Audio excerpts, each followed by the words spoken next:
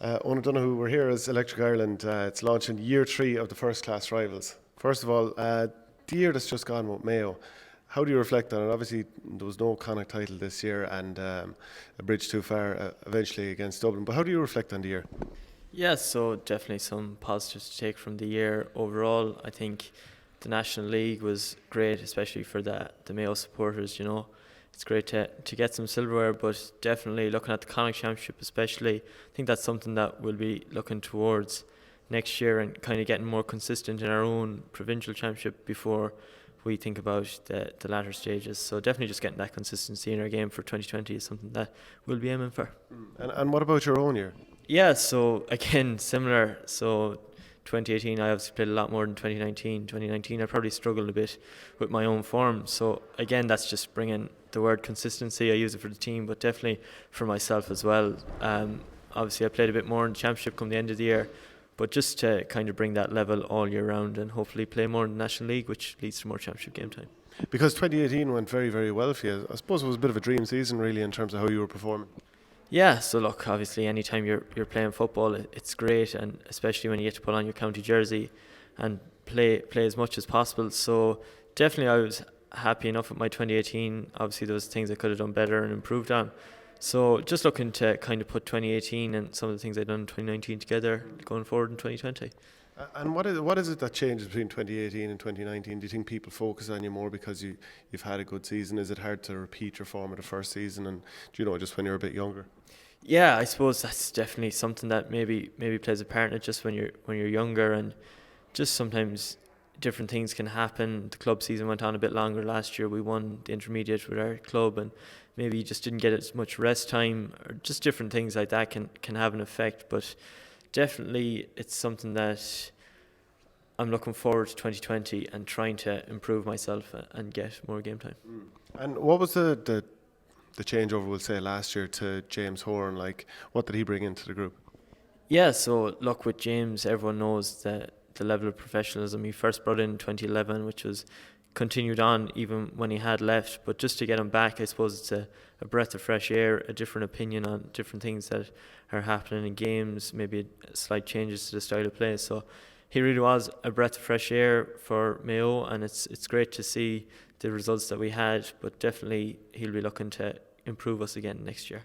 Is he a demanding sort? I mean, what's he like in the dressing room?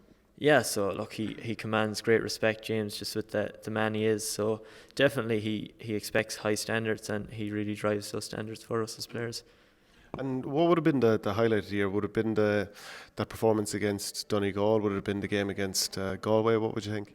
Yeah, so I think personally for me, probably playing the Donegal game and playing as much as I did, and kind of just my performance being pretty good in that game, or definitely not 100%, but I was happy enough with that. But then as a team, I suppose between winning the National League, then maybe winning the Galway game, and then going on to beat Donegal as well, just sometimes with a bit of pressure on us. So I think they're both definitely highlights for the season.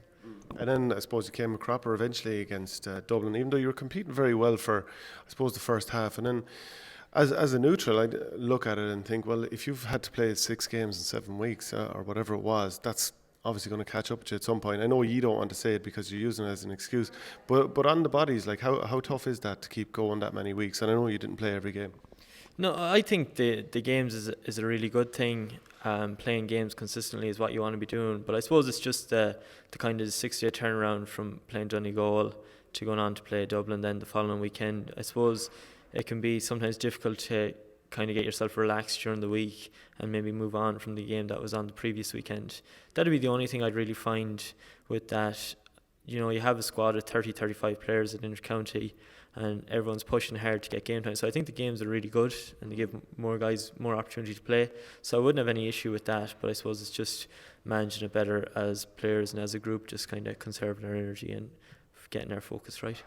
It seemed that if you'd ducks, they'd drown last summer with all the injuries you had. Diarmuid O'Connor, Maturan and so on. Just feel like stuff like that just kind of went against you this year. Yeah, look, you can look at the injuries and different guys going down, but if you look at the Dublin game, we had pretty much everyone back, bar Jason Doherty, who obviously had that injury against Donegal when he was really unlucky. He's having a fine game. So I think the injury side of it, I wouldn't look into that too much. You know, as I said, there's 30, 35 guys there. They're all pushing for a jersey. The difference in standard between them is not that much, so it doesn't really make much difference to the team. In an overall sense, do you feel that you're kind of not that far off the kind of grade to challenge again? Yeah, definitely. Look, it's where we want to be. We want to be getting that consistency in our game and be up there challenging. And then just your own influences growing up in Balmullet. Who would have been your footballing influences?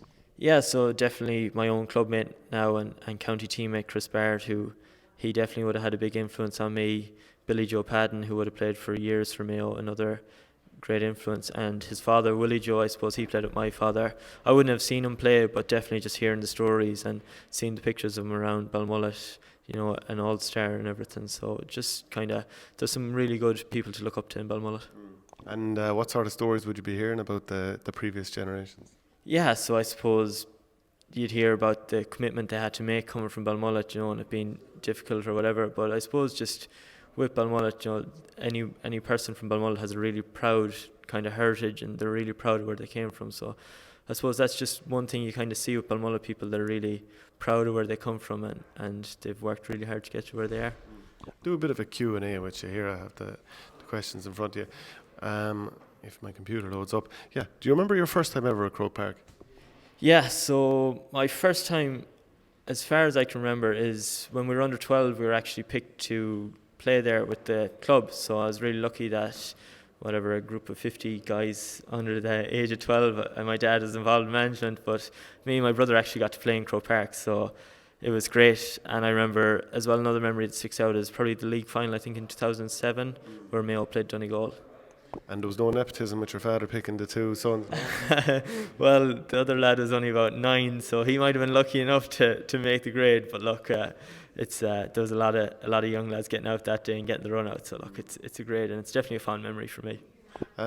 Who's your favourite player of all time?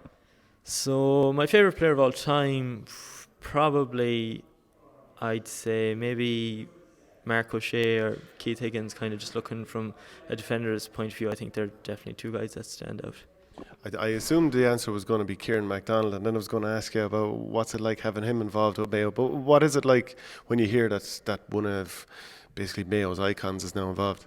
Yeah, look, it's definitely exciting from a player's point of view. We all would have grown up looking up to Kieran, and you know, it's great to have him in there, and he's definitely going to bring a breath of fresh air. And look, you need it every year, with whether it be players or selectors, and we're going to get a good mix of both this year. So look, I'm just really looking forward to getting working with him. Like he's one of these players that's kind of shied away from the media ever since he doesn't really do media interviews. He did once on telly a couple of years ago. Is he a quiet voice in the dressing room? Does he speak up? Well, just from the two sessions he's done so far, you can definitely see him. He's obviously taken a step back, watching what we're doing. He's new to the setup himself, so he wants to see what we're doing before he comes in with these ideas he has. But he's definitely brought some stuff in already. You know, when he speaks, we listen. You can see the respect the group has for him. So really looking forward to what ideas he brings to the group. He's probably the most gifted footballer in there all the same, is he still? Well, that's it. We were talking, myself and Robert were talking about it, and we were saying maybe the two best left foots in Galway and Mayo could be sitting on the sideline opposite each other come this summer. But look, it's great to have him in there. He was a serious talent back in the day, so I'd say he wouldn't do a bad job yet to pull on the boots. Yeah, that is quite a prospect of Pádraig Joyce and Kieran MacDonald pinging the ball around to each other before the game. Actually, a word on Stephen Rochford going with Donegal. What sort of a character are they getting up there?